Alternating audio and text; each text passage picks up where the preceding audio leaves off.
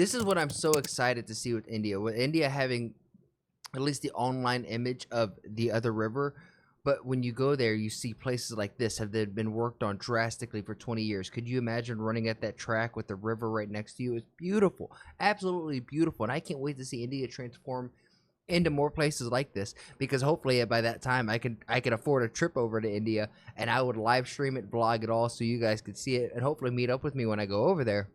But man, look how beautiful this looks. और इसीलिए That almost looks like it could be a part of Texas, like downtown Texas. ये गंगा यमुना की तरह हिमालय से नहीं निकलती, ये That's crazy. That's backflow from the Himalayas. Aravalli range के That makes my small American brain just explode. So why is Gujarat better than New Delhi? This is an open letter to figure out exactly why that is. And let's unmute this. Let's go all the way back. Let's play this from the get-go, huh? ये है दिल्ली का map और ये है अहमदाबाद का This map. is the in map of दोनों ही Delhi. cities के And a river flows through the middle of both of these cities. So we got two different cities. बीचों बीच से एक रिवर बहती है, लेकिन इन दोनों ही रिवर्स के river But the condition of both these rivers are probably drastically different. One is probably not the cleanest, and the other one you could probably make your ramen and whatever else you're cooking dinner for tonight with. एक दूसरे से बिल्कुल अलग है। ये है यमुना का river bed. Called it. Disgusting. The composition of the liquid has changed. It doesn't have any properties of water Wow, that's insane. It doesn't even have properties of water left? left. और ये है साबरमती का river bed. And a properly flowing riverbed. This is what it should look like, no?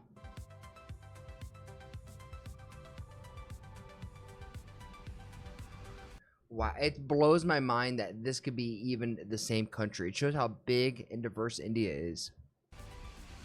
2014 में PM Modi Xi Jinping को यहाँ पर But to be honest, America's not too far off. There's places in America where the riverbeds have been cleaned up, or the rivers have been cleaned up drastically. And then there's still areas like Flint, Michigan that have backwards water. लेकर गए थे, लेकिन यमुना के river bed में कोई world leader तो छोड़ो, देश के अंदर का टूरिस्ट तक जाना पसंद नहीं करता है। पिछले 20 सालों में साबरमती रिवर फ्रंट अहमदाबाद का सबसे ambitious urban Wow, look at that.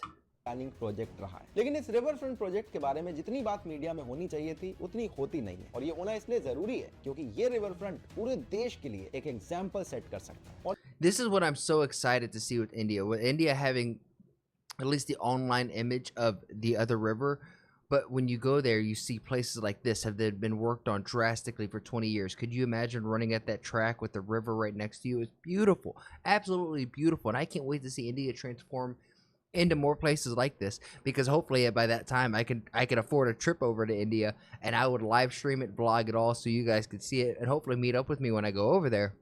But man, look how beautiful this looks. और इसीलिए That almost looks like it could be a part of Texas, like downtown Texas. आज मैं साबरमती रिवर फ्रंट पे आया हूँ सिर्फ ये देखने के लिए कि कैसे इन्होंने इस जगह को भारत में एक one of the biggest tourist attraction बना के रख दिया है। तो आओ एक बार डिटेल में इस पूरे प्रोजेक्ट को देखते हैं। So what's so special? Sabarmati नदी अहमदाबाद के बिल्कुल बीचों बीच बहती है। 10 Damn. The Sabarmati River flows right in the center of Ahmedabad 1,015 years ago. Dude, American history is like 250 years tops. You go to like some of these countries over in, France, Italy, India, China, they have these massive historical records. Shit just means more over there. 15 साल पहले इसकी हालत काफी ज्यादा खराब थी। जिस जगह पे मैं अभी खड़ा हूँ यहाँ पर कूड़े कचरे के ढेर हुआ करते थे। That also has to be really inspiring for like such a young population. Imagine you're growing up. This is a 20-year project, so imagine you're 8, 9, 10 years old playing as a kid. Now you're 30 and you see that riverbed where it came as a kid. It was disgusting. You couldn't really play in it. Now there's boats, there's tourism. It's like the #1 touristic spot for your area. Like how can you not have pride in your country and your nation of that? That's awesome. Holy shit.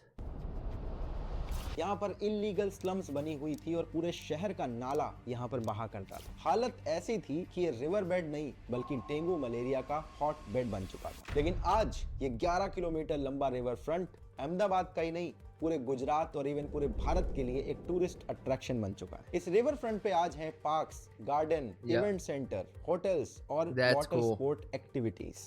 That can you imagine? Like that's badass. I can't imagine much fish are going to be in there with all this amount of like noise in the water and the vibration, but that's dope. And we saw that one track over there. I'm a fitness nut. You guys know I'd be going over there, get my laps in the morning. लेकिन ये सब कुछ एक दिन में नहीं हुआ और इस प्रोजेक्ट की इंपॉर्टेंस समझने के लिए आपको साबरमती रिवर और अहमदाबाद का रिश्ता समझना पड़ेगा। आज का नहीं बल्कि इतिहास का रिश्ता। हम चलते हैं साल 1411 में, जब अहमद शाह ने साबरमती रिवर के किनारे की सिटी को नाम दिया अहमदाबाद। लेकिन ये सिटी बनाना अहमद शाह के लिए इतना आसान नहीं था। यहाँ पर जंगल हुआ करते थे और वहाँ रहते थे मानिक नाथ बाबा। इन बाबा को ये बिल्कुल नहीं पसंद था कि जहाँ वो रहते हैं वहाँ से सिटी बनाई जा रही है। तो मानिक नाथ बाबा ने अहमद शाह को सुझाव दिया कि रिवर का जो रुख है वो थोड़ा सा मोड़ दिया। Manek Baba temple is a memorial temple where Manakmith, a saint of Ahmedabad, took Samadabi and Manakith or Manek Baba, who was renowned saint of Ahmed, who lived in the 15th century. One of the famous stories about him relates to how he was interrupting the work of construction of the fort of Ahmedabad because he resented the taking over the area by Sultan Ahmad Shah. He would weave a mat or a blanket by day, and when he unraveled the weaves in front of the fort, it would crumble. When he proved his powers to Sultan, the architect of the fort, Ahmed, took his guidance to select the place of where it would be and change the layout of the city. दिया जाए ताकि उनके घर के ऊपर से city ना बन सके। ये बाबा जी की जब डेथ हुई तो उनकी समाधि बनाई गई और इस जगह को नाम दिया गया मानिक चौक। आज जितने भी अहमदाबादी लोग ये वीडियो देख रहे हैं सबको इस फेमस चौक के बारे में बहुत अच्छे से पता है और यही साबरमती रिवर है जिसके किनारे गांधी जी ने अपना आश्रम बनाया था। वैसे आप ह्यूमन सिविलाइजेशन को देखेंगे, हर एक बड़ी सिविलाइजेशन किसी बड़ी नदी के किनारे ही बनती है जो पूरे It's formed around, from whether it be over in Egypt with the Nile, whether it be over here, even in America, we had like big river systems, and prior to, Western or British colonization, the Indians lived by river systems, they followed the animals. Gangetic plain Fascinating.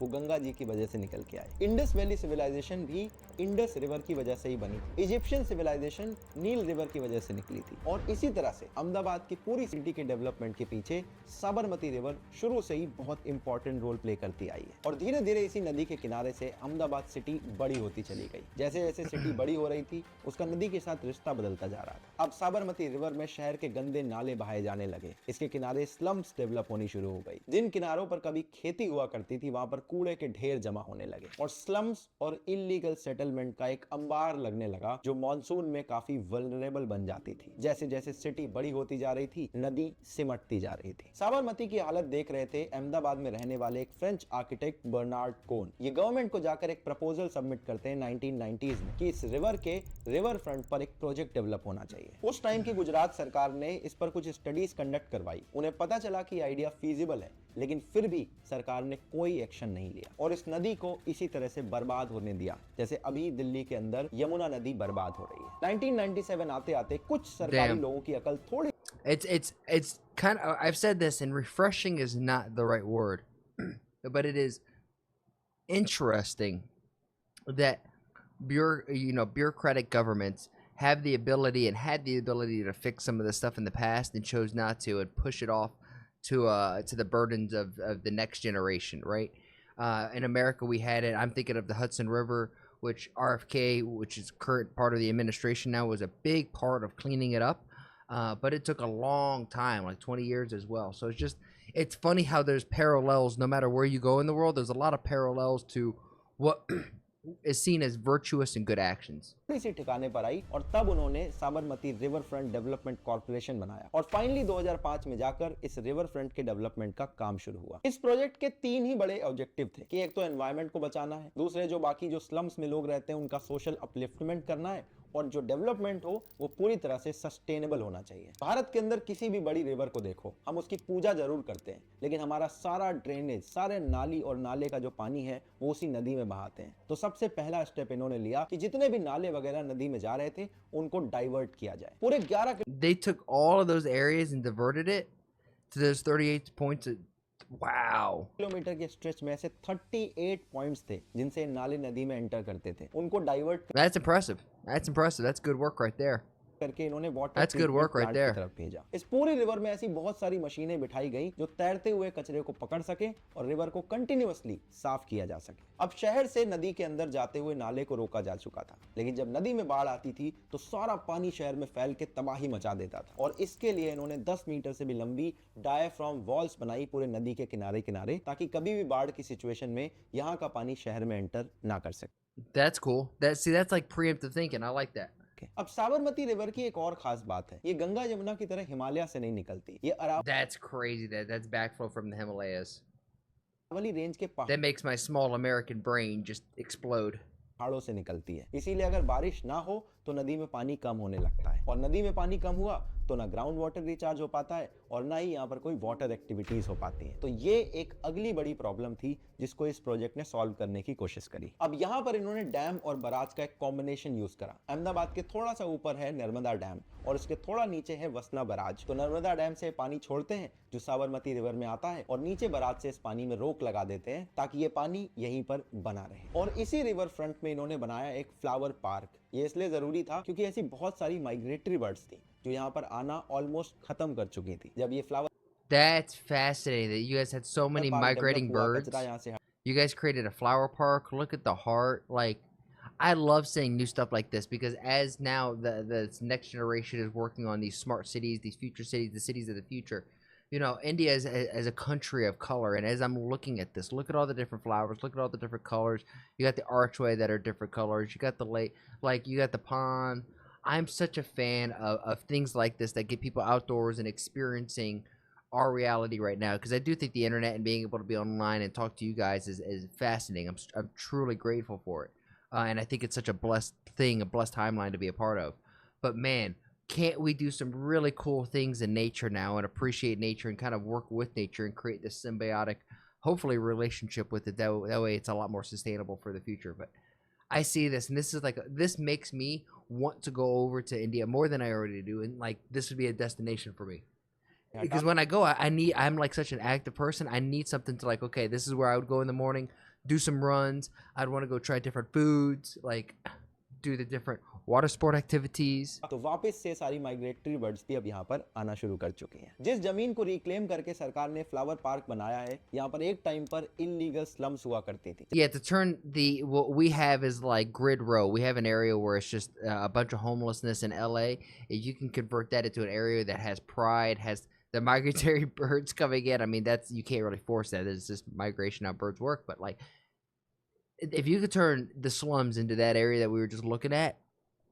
जब नदी में पानी बढ़ता था तो slum में सारा पानी घुस जाता था। यहाँ के लोगों की जान खतरे में आती थी, डेंगू मलेरिया जैसी प्रॉब्लम क्रिएट होती थी। सरकार ने सारी जमीन वापस रिक्लेम कर ली और यहाँ पर रहने वालों के लिए 10,000 घर बनाकर उन्हें वहां पर शिफ्ट कर दिया। तो स्लम में रहने वालों की लाइफ भी सिक्योर हो गई, जमीन सरकार के पास आ गई, यहाँ पे फ्लावर पार्क बन गया और अब माइग्रेटरी बर्ड्स भी यहाँ पर वापस आ चुकी हैं। So it is truly a win-win situation for everybody involved in this entire project. Yeah, it's for the community. The community gets a dub. The government gets a dub because they get the actual trust and like, oh my gosh, from the people that they can actually do it, like the backing and refreshing of it. So both sides of it win. And guess what? Nature also gets to win because Mother Nature doesn't want to look ugly and be filled with trash.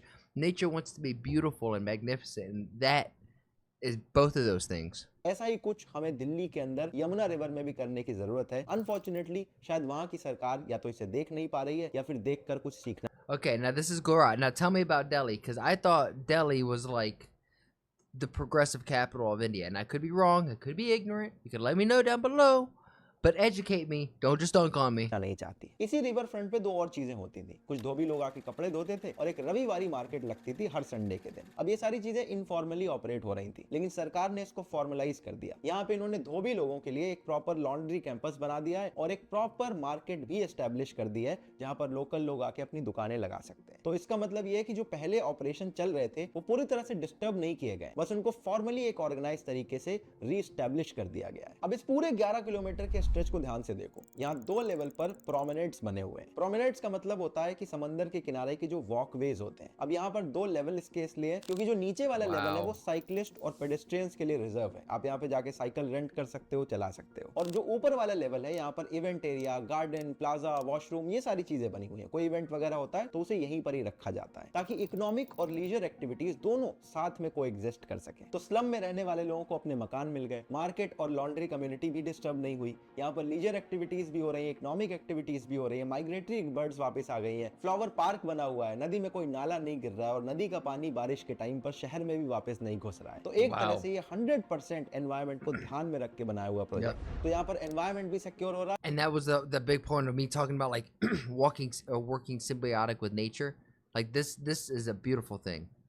और social upliftment भी हो रहा है। सरकार ने यहाँ पर इस बात का भी ध्यान रखा कि प्रोजेक्ट का जो पैसा है वो इसी प्रोजेक्ट की लैंड से निकल कर आ जाए। 14% लैंड को इन्होंने प्राइवेटाइज कर दिया। अब पूरे सिटी के बीचों बीच का एक प्राइम लैंड है, तो यहाँ पर कोई भी इंसान खरीद के कुछ भी बना सकता है। बस सरकार की तरफ से 2-4 रूल रेगुलेशन है, उसको फॉलो करना होगा। अब सरकार को जो इस लैंड के सेल से पैसा मिला वो पैसा इनफ था बाकी पूरे प्रोजेक्ट के डेवलपमेंट के लिए, और इसीलिए इसे सेल्फ फाइनेंसिंग मॉडल बोला जा रहा है। अहमदाबाद का ये साबरमती प्रोजेक्ट मेरे हिसाब से पूरे देश के लिए एक एग्जाम्पल बन सकता है। दिल्ली के पास भी 48 किलोमीटर का यमुना जी का स्ट्रेच है, लेकिन इस पूरे स्ट्रेच में 2% एरिया पड़ता है वजीराबाद से ओखला के बीच में, और इसी 2% एरिया की वजह से पूरे यमुना में 76% पोल्यूशन आज के दिन। Yeah, this looks like so many rivers in America. Is this Delhi or is this America? I can't tell.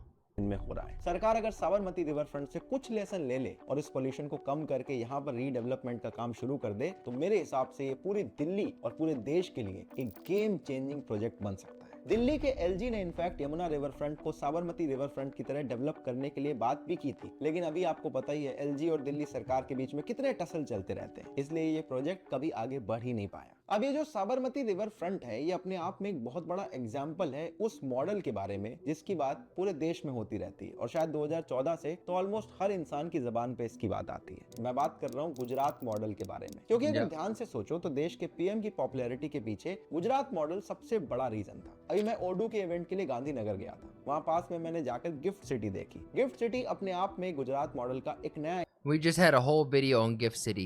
And how cool is it? How cool is it that no matter where we're at in America, whether it be in America or India, that these YouTubers who have large followings, who have great channels, are able to go give these talks in front of large people, and that people who create YouTube content aren't seen as these weird, like, niche people, but just like actual people with interest and are taking at a level of a lot more seriousness and not like just a clown show.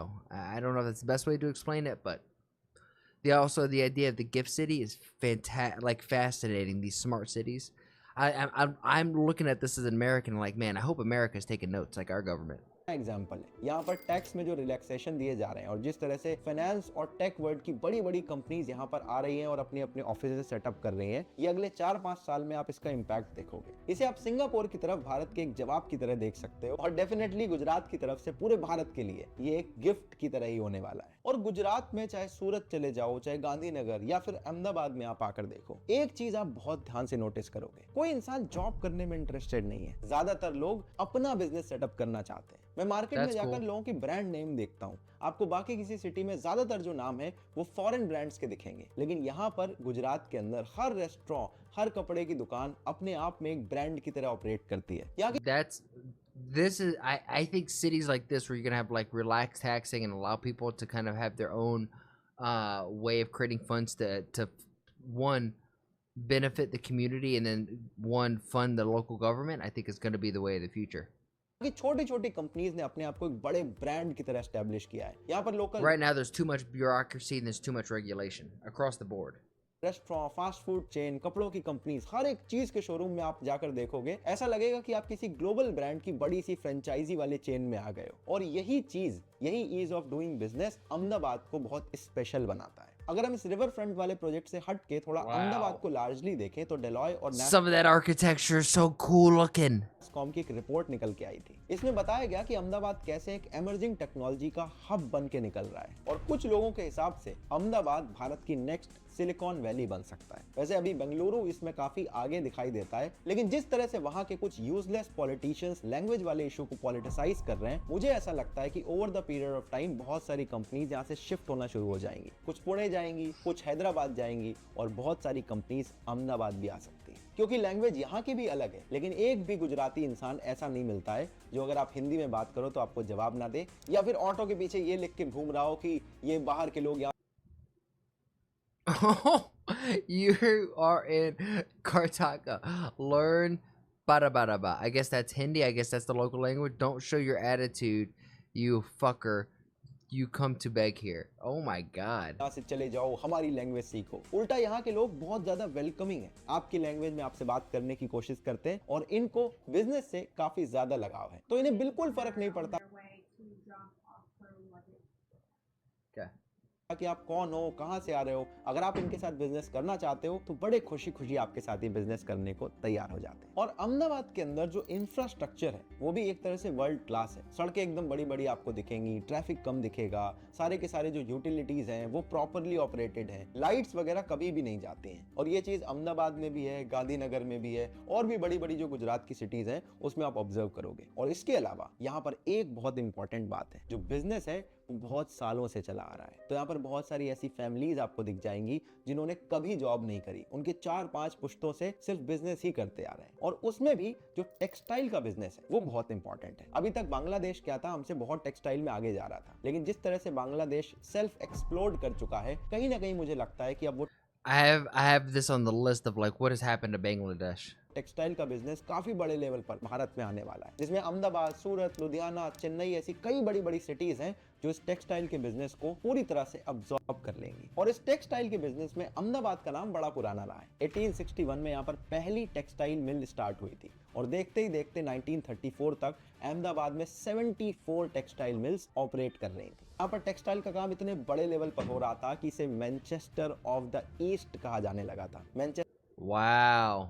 Manchester वो United kingdom की city है जहां पर पूरे world level में सबसे ज्यादा textile का काम उस टाइम पे होता था। और इसी पॉपुलैरिटी की वजह से भारत का दूसरा स्टॉक एक्सचेंज अहमदाबाद में ही सेटअप किया गया था। 1990s में मानिक चौक पर ये बिल्डिंग बनाई गई थी, जो आज अहमदाबाद के एक हेरिटेज वॉक्स का एक हिस्सा बन चुकी है। ऐसे बहुत सारे बड़े बड़े ब्रांड हैं जो अहमदाबाद से निकल के आए, लेकिन शायद आपने कभी नोटिस नहीं किया होगा। वॉशिंग पाउडर निरमा, इसकी स्टोरी मैंने सेकंड चैनल पे एक बार आपको सुनाई थी, वो भी अहमदाबाद का ही ब्रांड है। जो गर्मियों में आप रसना पीते हो, ये भी अहमदाबाद का ब्रांड है। वाघ बकरी चाय का एड आपने बहुत देखा होगा, ये भी अहमदाबाद का ही ब्रांड है। और वाडीलाल की आइसक्रीम तो जाने कितने लोगों ने खाई होगी, ये भी I just think it's so funny. None of those, I don't know a single one of those brands. Ahmedabad का ही ब्रांड है। और इनकी सबसे फेमस है कसाटा आइसक्रीम, जो मेरी भी पर्सनल फेवरेट है। और कहीं पर भी लोकल लेवल पे बिजनेस तभी फ्लरिश कर सकता है जब सरकार उसमें सपोर्ट करे। वेस्ट बंगाल के अंदर टाटा अपनी फैक्ट्री लगाना चाहते थे, लेकिन Rest in peace.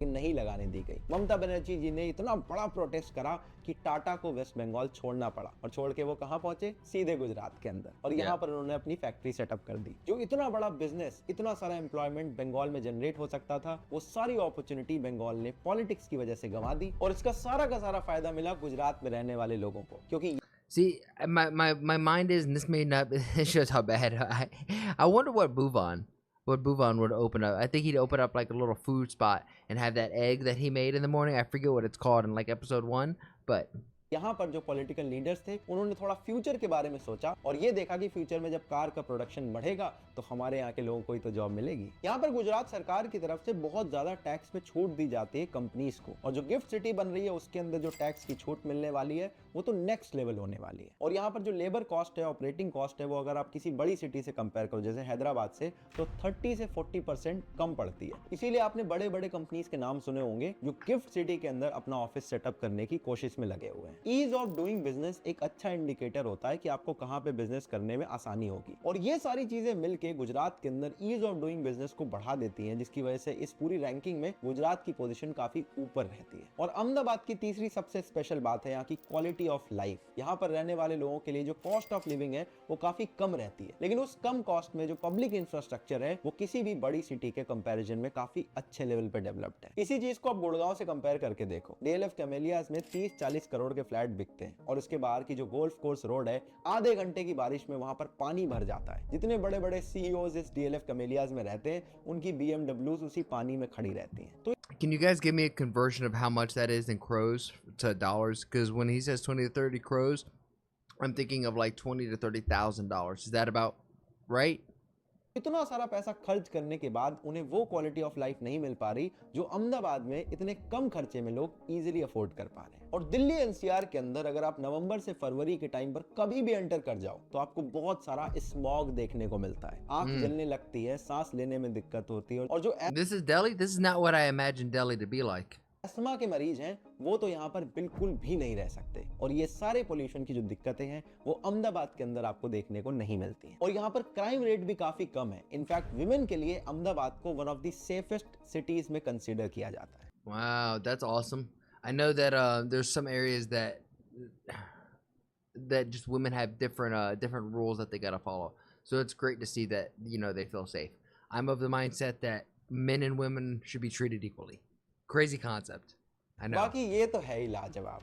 यहाँ पर आप खाखरा, फाफड़ा, सेव, नमकीन जो मर्जी खाओ, इतना टेस्टी लगता है। और रोड साइड आप किसी भी दुकान से खरीद लो, 10-20 रुपए के खर्चे में आपको ऐसा लगेगा कि 5 star. I love videos like this. I absolutely love it. And I love learning more about India. And I genuinely think India in the next 20 to 30 years is going to be a superpower of the world. It's going to be a major tourist spot of the world. It's such a diverse place that it reminds me, this is going to sound so ignorant because I'm an American, but god dang it, it's what I know, okay? But India reminds me a lot of America in the sense that it's very diverse. Where I'm at in Georgia to like northeast California, the very tippy top of California, might as well be 2 different countries. And then you go to Texas and then take a flight to New York. You've just experienced 4 completely different kinds of people, 4 different completely kinds of way of life. Yet we're all Americans. We're all together. We have a lot of pride in our country. If you want to go snowboarding, you want to go ski or water sports, if you want to see flat land, you want to see country land, you want to see the city, we got it all. Seemingly so do you guys, and you guys are taking leaps and bounds with the young population that is over there in India, and creating these smart cities and having these really what I deem as like progressive ideas on regulations and government. It's very cool. Very cool. So if you guys are picking up what I'm putting down, understand that I don't do all Indian content, right? I kind of react to everything that I'm interested on the internet. And recently, Indian content has been an interest of mine. So hop along for the ride. Let's have a good time. And I challenge you guys, make somebody laugh today, because God knows we're going into World War III. There's so much hate and vitriol in the world that if we could share a little kindness in each and every day, I think that's a good ambition to have, a good goal to start and end your day with. So with that said, I'll see you guys in the next one. Peace.